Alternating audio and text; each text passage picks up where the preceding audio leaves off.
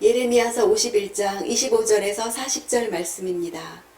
25절에 보라, 멸망의 산아, 온 땅을 멸망시키는 너를 내가 대적하고 있다. 내가 너를 대적해 내 손을 펴서 너를 바위산에서 아래로 굴려 떨어뜨리고 너를 불에 타버린 산으로 만들 것이다.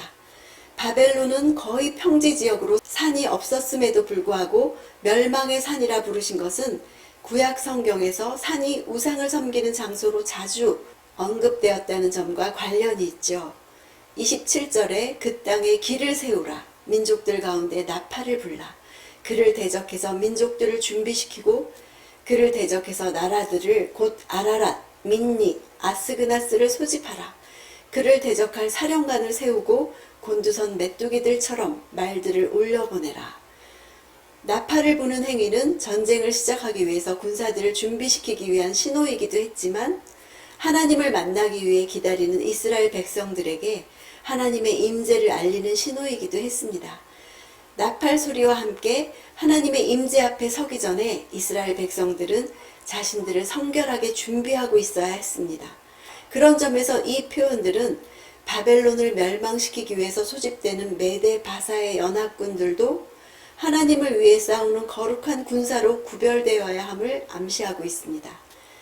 나라들을 소집하라의 소집하다는 거룩하게 하기 위해서 구별하다, 성결하게 하다 등으로 번역됩니다.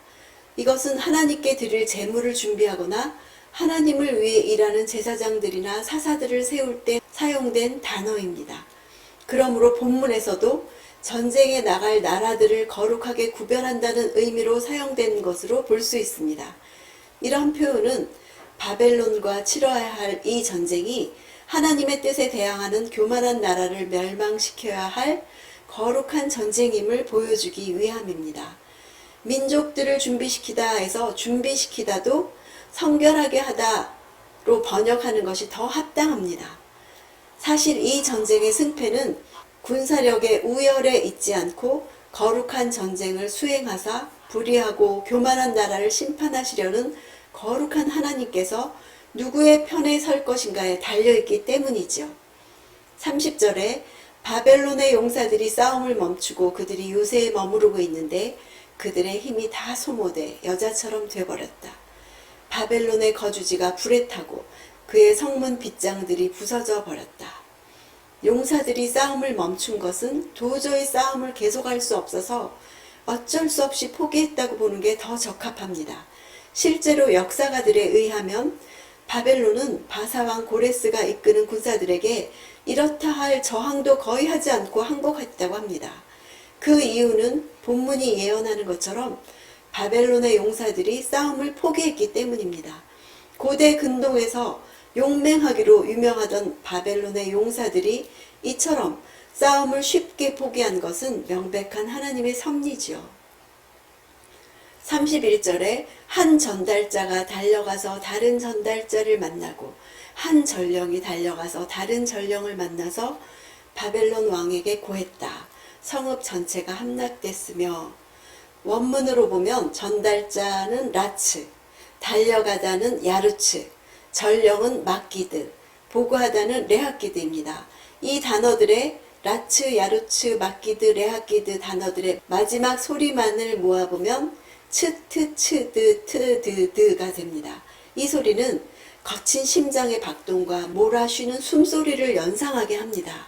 이렇게 숨가쁘게 달려갔던 이유는 바벨론군의 패전 소식이 그만큼 다급하게 전할 정도로 진행되었다는 뜻이죠. 성읍 전체가 함락됐다는 소식은 이제 바벨론의 멸망이 임박했다는 뜻이죠. 32절에 나루터들이 점령당했으며 갈대밭들이 불탔고 군사들이 겁에 질려 있습니다. 나루터는 자연적인 강은 물론 바벨론 지역에 산재한 인공 운하를 건널 수 있게 배를 댈 수 있는 자리, 다리 같은 곳입니다. 전쟁의 승패를 좌우하는 전략적 요충지였죠. 특히 바벨론 성은 두 개의 큰 성벽으로 둘러싸여 있었고 외벽에는 바벨론 성 주위로 흐르는 강을 건널 수 있는 나루와 다리의 숫자대로 25개의 문들이 있었다고 합니다. 자연 수로와 인공 운하를 발달시켜서 성의 수비에 사용하던 바벨론에서 많은 나루터를 빼앗겼다는 것은 전투의 주도권을 이미 빼앗긴 것이나 다름이 없었지요. 갈대밭은 바벨론이 성의 수비를 위해서 의도적으로 만들어 놓은 수로와 저수지에 형성되어 있었습니다. 위기 시에는 군사들이 숨을 은신처가 될 수도 있는 갈대밭을 모두 불태워버린 것은 바벨론 군인들이 어디로도 피할 수 없는 절박한 상황에 처해 있음을 나타낸 것이죠. 33절에 바벨론에 따른 타작할 때의 타작마당 같다. 그를 타작할 때가 곧 올 것이다. 바벨론에 따른 그들의 수도 바벨론을 가리킵니다. 고대 근동의 타작 문화를 보면 당시의 타작마당은 평평해야 했습니다. 잘라낸 곡식단들을 깔아놓고 짐승이나 다른 도구들을 그 위에서 움직이게 해서 곡식 줄기에서 낫, 알이 분리되도록 해야 했기 때문이죠. 따라서 타작 시기가 가까우면 좋은 타작 마당을 만들기 위해서 고르지 않은 땅을 평평하게 하기 위해서 밟고 다졌습니다. 바벨론 도성을 타작 마당으로 표현한 것은 바벨론의 성벽과 건물과 요새 등이 모두 철저하게 짓밟혀서 평평한 타작 마당처럼 도시의 흔적조차 없어지게 될 것을 비유한 것입니다. 또한 타작 시기는 수확물이 넘치는 풍요의 시기이므로 이를 탈취하기 위한 도적들의 습격이 잦았다고 합니다. 이제 바벨론 성이 탈취의 대상이 될 것을 나타내지요. 35절에 나와 내 육체에 가했던 폭력이 바벨론 위에 있기를 빈다고 시온에 사는 사람들이 말한다. 내 피가 갈대아에 사는 사람들 위에 있기를 빈다고 예루살렘이 말한다. 하나님의 백성들이 자신이 당한 극심한 고통에 대해서 하나님께서 원수 갚아주실 것을 탄원하는 것이죠. 의로우신 재판장에게 드리는 소송장입니다. 원수 갚는 일을 하나님께 의뢰했죠. 우리도 날마다 일어나는 불의한 일들에 대해서 의로우신 재판장 하나님께 청원하는 것이 결코 헛된 일이 아닌 것을 알고 하나님께 보복의 방법과 시기를 맡기면서 기도합시다. 하나님의 법정은 공의롭습니다.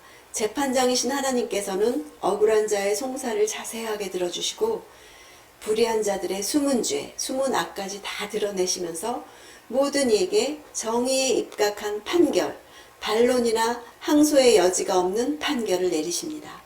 불의가 정의를 삼키는 것 같은 세상에서도 성도가 좌절하지 않고 살아갈 근거는 하나님의 이런 공의하심이죠. 이 땅에 과부같이 힘없는 자의 억울함이 풀리는 공의의 통치는 언제 이루어지나요? 하나님의 나라가 임할 때죠. 예수님은 이 세상의 불의 속에서 낭망하지 않고 끝까지 주의 통치를 기다리는 기도를 보겠느냐고 말씀하셨습니다. 주님 다시 오실 날이 가까울수록 기도는 점점 변질되고 하나님 나라를 위해서 기도하는 일은 더 희귀해질 것입니다. 오늘 나는 어떤 기도를 드릴 것입니까? 주의 다스림을 구하는 기도를 드리는 날 되기를 원합니다.